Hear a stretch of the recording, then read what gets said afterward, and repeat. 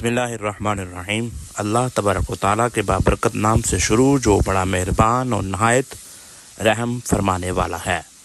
ناظرین کرام، رمضان المبارک کے مہینہ میں قرآن پاک کی تلاوت سال کے عام مہینوں سے کئی گنا زیادہ کی جاتی ہے۔ ہر مسلمان مرد، عورت اور بچے کی یہ کوشش ہوتی ہے کہ ہمارا رمضان میں ایک مرتبہ کم از کم قرآن پاک ضرور مکمل ہو جائے، یعنی ہم ایک مرتبہ مکمل قرآن پاک کی تلاوت ضرور کر لیں۔ پیارے ناظرین، آج کی ویڈیو میں ہم آپ کو بتائیں گے کہ جب آپ قرآن پاک کو مکمل کر چکے تو آپ کو کون سے دو کام کرنے ہیں، کیونکہ اکثر لوگ نہیں جانتے قرآن پاک کو مکمل کرنے کے بعد کیا کیا جاتا ہے، یعنی اس کو مکمل کرنے کے بعد ہمیں کون سا قدم اٹھانا ہے کہ نبی کریم صلی اللہ علیہ وآلہ وسلم جب بھی قرآن پاک کو مکمل کیا کرتے تھے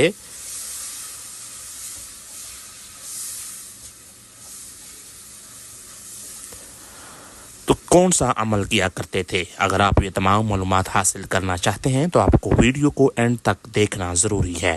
پیارے ناظرین، قرآن لفظ قرات سے نکلا ہے، اور قرات کا مطلب ہے بار بار پڑھی جانے والی۔ قرآن پاک وہ مقدس کتاب ہے جو کل کائنات میں سب سے زیادہ پڑھی جاتی ہے۔ یہ قیامت تک آنے والے تمام مسلمانوں کے لیے ہدایت کا سرچشمہ ہے۔ عام دنوں میں بھی جب مسلمان صبح سویرے فجر کے وقت اٹھتا ہے تو فجر کی نماز پڑھنے کے بعد سب سے پہلے قرآن پاک کی تلاوت کرتا ہے، چاہے وہ تلاوت ایک سورت کی ہو یا چند آیات کی۔ جب وہ قرآن پاک کی تلاوت کر لیتا ہے تو وہ اپنے آپ کو یہ سمجھتا ہے کہ میں اللہ کے آگے آج کی صبح کی حاضری لگا دی۔ اس سے دل کو بھی ایک اطمینان حاصل ہو جاتا ہے۔ تمام اسلامی گھروں میں مائیں اور باپ تمام اپنے بچوں کو اٹھاتے ہیں اور فجر کی نماز پڑھنے کے بعد قرآن پاک کی تلاوت کی جائے، کیونکہ اس تلاوت کرنے کو اللہ تبارک و تعالیٰ نے بہت ہی زیادہ اجر رکھا ہے۔ رمضان مبارک وہ مقدس مہینہ ہے جس میں مسلمان ہر چھوٹی بڑی نیکی کا بہت زیادہ خیال رکھتا ہے، اور رمضان میں 5 وقت کی نماز کے ساتھ ساتھ قرآن پاک کی تلاوت پر بھی بہت زور دیا جاتا ہے۔ تمام اسلامی گھروں میں قرآن پاک کی تلاوت اور تمام نمازوں کے ساتھ کرنے کی کوشش کی جاتی ہے تاکہ اس مہینے میں قرآن پاک کو مکمل پڑھا جائے۔ ناظرین، رمضان مبارک میں جب آپ کا قرآن پاک مکمل ہو جائے، جب آپ قرآن پاک کو مکمل کر لیں تو ختم قرآن پر آپ 2 کام ضرور کریں۔ یہ 2 کام ہمیں ضرور کرنے چاہیے، وہ کام جو حدیث پاک سے بھی ثابت ہے۔ نبی کریم صلی اللہ علیہ وآلہ وسلم نے اس طریقے پر قرآن ختم کرتے ہوئے آپ کے صحابہ کرام ختم قرآن پر یہ کام ضرور کرتے تھے۔ وہ کون سے 2 کام ہیں آج ہم آپ کے ساتھ شیئر کرتے ہیں، کیونکہ بہت سارے لوگ ایسا نہیں کرتے، یعنی کہ لوگ اس بات کو جانتے ہی نہیں کہ ختم قرآن کا صحیح طریقہ کیا ہے۔ قرآن پاک مکمل ہونے پر ہمیں کیا کرنا چاہیے، نبی کریم صلی اللہ علیہ وآلہ وسلم اس بابرکت مہینے میں کس طرح قرآن پاک ختم کیا کرتے تھے۔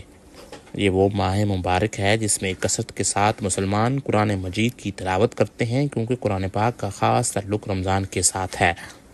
زیادہ تلاوت قرآن مجید کی رمضان میں ہی کی جاتی ہے۔ وہ لوگ بھی قرآن مجید کو ختم کر لیتے ہیں جو پورا سال قرآن نہیں کر پاتے۔ کوئی 1 کرتا ہے، کوئی 2 کرتا ہے، تو کوئی 3 قرآن پاک مکمل کرتا ہے۔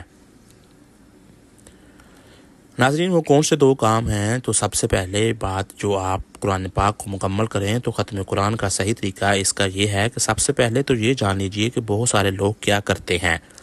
جیسے ہی قرآن مجید کی آخری سورت انہوں نے تلاوت کی، جس طرح کہ قرآن مجید کی آخری سورت سورہ ناس ہے، اور اس کی تلاوت یوں کی جیسے ہی قرآن پاک کی یہ سورت مکمل کی تو وہ قرآن پاک کو بند کر کے رکھ دیں گے۔ یہ طریقہ قرآن ختم کرنے کا صحیح نہیں ہے۔ ختم قرآن کا صحیح طریقہ ہے کہ رسول اللہ صلی اللہ علیہ وآلہ وسلم یوں فرماتے تھے کہ جب وہ ختم قرآن کا وقت قرآن پاک کو مکمل کرتے، یعنی سورہ ناس کو پڑھتے تھے،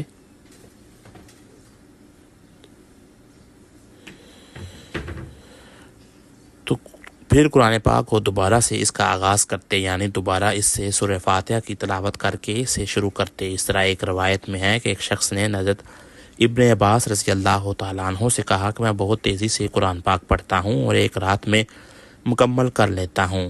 حضرت ابن عباس رضی اللہ تعالیٰ عنہ نے فرمایا، میرے نزدیک یہ بہتر ہے کہ میں سورہ بقرہ سورہ آل عمران کو اس کے ساتھ ساتھ پڑھوں، بجائے اس کے کہ میں تیزی کے ساتھ پورا قرآن پاک مکمل کر دوں۔ سب سے پہلی بات یہ پیارے ناظرین یہ جان لیجئے، قرآن پاک کو تیزی کے ساتھ پڑھنا اس سوچ کے ساتھ کہ میں قرآن پاک کو جلدی مکمل کر لوں، ایسا نہیں کرنا چاہیے۔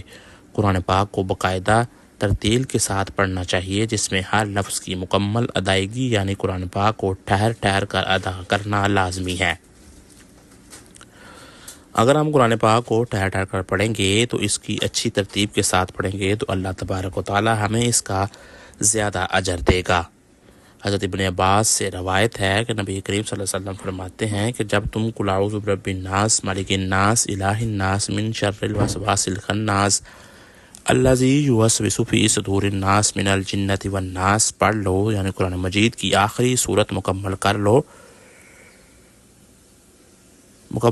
تو اسے آخری آیت نہ بناؤ، یعنی یہ آخری نہ بناؤ بلکہ الحمدللہ رب العالمین یعنی سورہ فاتحہ سے دوبارہ آغاز کرو، قرآن کو شروع کرو، کیونکہ اس طرح قرآن کے شروع اور آخر کو جوڑا جاتا ہے۔